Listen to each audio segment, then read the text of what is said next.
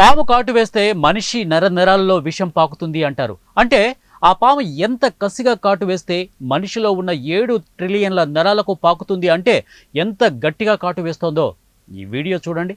సహజంగా నెట్టింట మూగజీవాల వీడియోస్ తెగ చక్కర్లు కొడుతుంటాయి. వాటికే ఎక్కువ క్రేజీ కూడా. ఇందులో పాముల వీడియోస్ కూడా ముఖ్యమైనవే.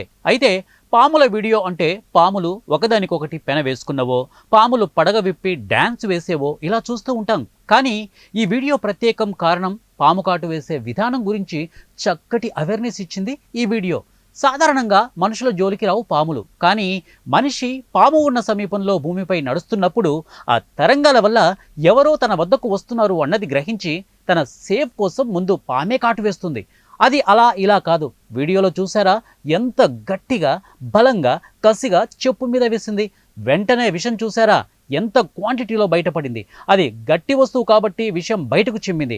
అదే కసితో మనిషికి కాటు వేస్తే ఇంకేముంది, నరాల్లో పాకి ప్రాణాలు తీస్తుంది. సో పాము మన కళ్ళ ముందు కనిపిస్తే వెంటనే గమ్మున ఒకే చోట ఉండండి, కదలకుండా ఉండండి. అప్పుడు అది మనిషి ఉన్నారన్న విషయాన్ని గ్రహించలేదు, వెనుదిరిగి వెడుతుంది. ఏదేమైనా ఈ వీడియో బెస్ట్ అవేర్నెస్ ఇచ్చింది. మరి మీరేమంటారు?